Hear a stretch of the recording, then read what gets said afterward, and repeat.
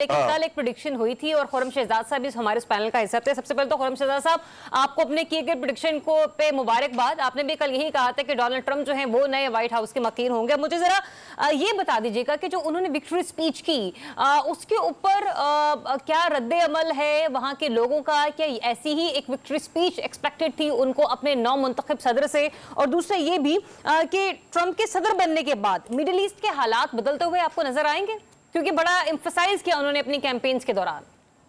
जी बिल्कुल, आपने सही कहा कि जो विक्ट्री स्पीच है दैट वाज दी जो फंडामेंटल थिंग कि यहाँ से प्रेसिडेंसी कैसे स्टार्ट होगी।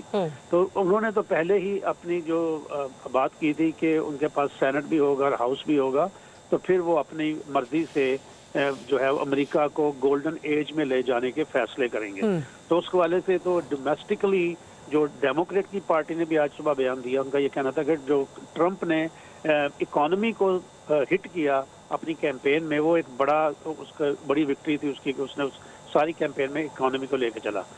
जो मिडल ईस्ट की बात है, तो मिडल ईस्ट में एक चीज तो वाजे है कि आज सुबह जब नेतन्याहू का बयान आया तो उसको यहाँ पे सारे मीडिया ने हर जगह पे, अगर आप किसी भी मीडिया हाउस की वेबसाइट पे चले जाएं तो आपको नेतन्याहू का बयान सबसे ऊपर नजर आएगा।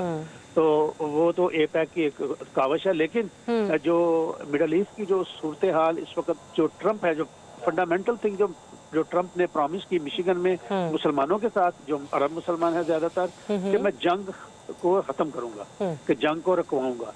तो ये जो सीज फायर है ये तो इमीडिएट होता हुआ नजर आ रहा है। अच्छा। लेकिन आगे वो इसराइल को किस किस्म की फेवर्स देता है वो एक डिफरेंट पहलू है होगी। लेकिन सीज फायर होना एक अहम चीज है। आईएमएफ की जो आईएमएफ ने जो करारदाद पास की है उसको पार्शली इम्प्लीमेंट करवाना मिडल ईस्ट में, ये भी उसका हिस्सा होगा। और ये इनके जो स्पोक्स पर्सन थे सीनियर, उन्होंने एक इंटरव्यू में ये बात कही थी कि we will be using IMF as a tool to bring peace into the Middle East. तो वो भी एक अहम चीज होगी कि जो ट्रंप है वो मिडल ईस्ट को किस तरह से देखता है। लेकिन उससे भी बड़ी बात वो ये है कि यूक्रेन का सारा पैसा रुक जाएगा। अब उससे क्या होगा कि यूक्रेन में जो hundreds of billions of dollar जा रहे थे, अब वो श्रिंक होके चंद बिलियंस डॉलर में रह जाएंगे। उससे डेफिनेटली जो रशियन अग्रेशन है वो बढ़ेगा हिस्से में। लेकिन ट्रंप ने जो कह दिया कैंपेन में, इकोनॉमी फर्स्ट, हमें दुनिया में सुपर पावर बनने का शौक। अच्छा, ये जो इकोनॉमी फर्स्ट के हवाले से खुर्रम शहजाद साहब भी आपने गुफ्तगू की ना, मुझे ये बताएगा, तो जब इकोनॉमी फर्स्ट के हवाले से डोनाल्ड ट्रंप भी बार बार इसरार कर रहे हैं, अमेरिका की चाइना के अगेंस्ट नई पॉलिसी क्या होगी? ये जो कैंपेन के दौरान जो प्रेसिडेंट ट्रंप ने जो बात की है वो यही की है कि जो टैरिफ उसको चाइना को इस वक्त 40% सब्सिडी है टैरिफ में। तो अगर आप पाकिस्तान से चीज लेते हैं, आपको डॉलर की अगर कास्ट पड़ती है तो चाइना से आएगी तो 60 सेंट की पड़ेगी। तो उस वाले जो 40% सब्सिडाइज है, वो कह रहा था वो 100% खत्म कर दूंगा, मतलब जो दुनिया दे रही है वो चाइना देगा।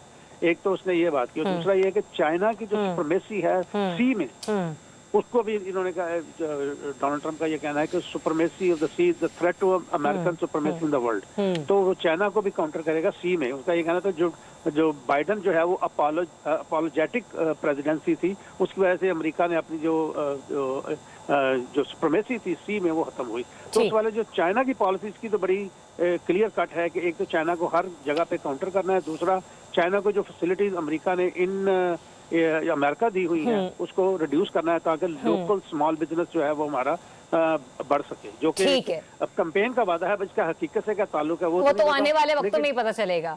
ठीक है, खुर्रम साहब हमारे साथ ही रहिएगा।